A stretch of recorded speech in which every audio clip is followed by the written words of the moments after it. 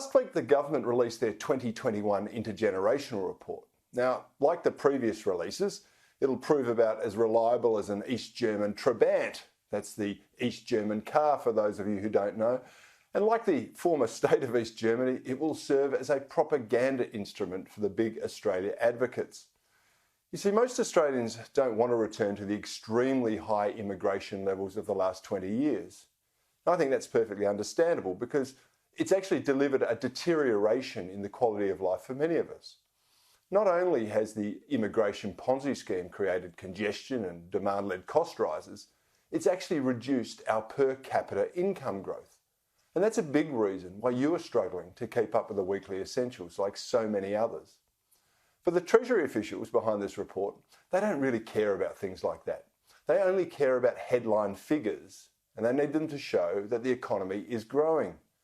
Now, of course, the economy will grow if you bring in an extra 250,000 people every single year. I mean, they have to buy things, and that way the government can then boast about GDP growth.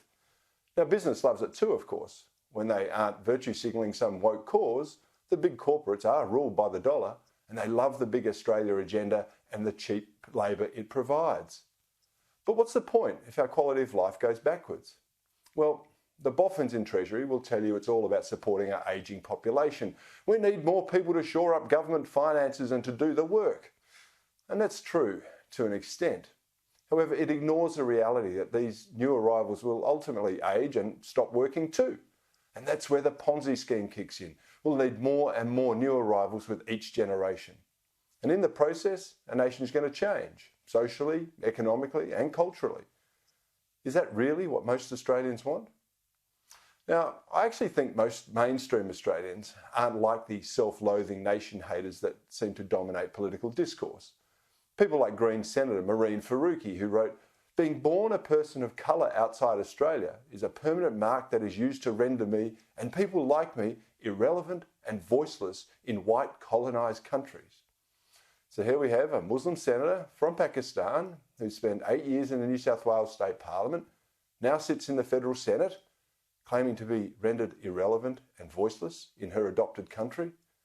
Wow, I bet a lot of Aussies would love to be as voiceless as this graceless politician. But she's not alone, of course. There are plenty of people who use the freedoms and opportunities available to all of us in this country to attack it from within. Most of them are actually on the public purse, being supported by the taxpayers they clearly have so much contempt for. And they spend all of their time and your money attacking our cherished institutions. But at the other end of the scale are the migrants who simply get on with the job of building a better life for themselves and their families. These people enrich all of us, and they build upon the bedrock that established our nation. They recognise how great this country is and want to make it even better. You see, these people know the tyranny of big government and the oppression of the talking class with their cancel culture and perpetual grievances. We don't hear from these people too often because they're so busy getting on with their life that they don't have time to poke their noses into yours.